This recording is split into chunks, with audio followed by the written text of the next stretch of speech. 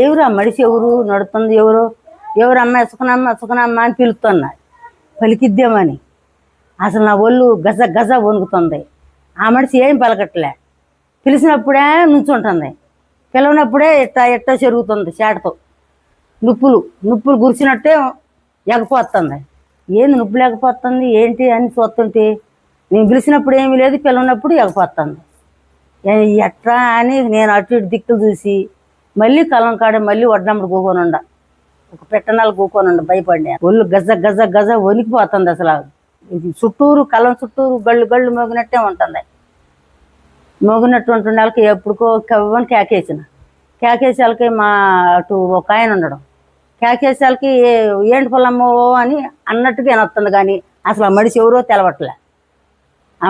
తెలవట్లే.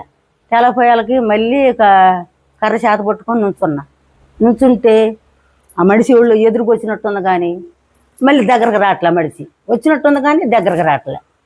ఇక భయపడి అట్టే మళ్ళీ రాసికాడే కూకున్న తర్వాత ఇక అప్పుడు ఎప్పుడుకో తాతయ్య 11:30కో 12కో వచ్చిన తర్వాత ఇక లైట్ వేసుకొని ఇంటికి వచ్చినాం.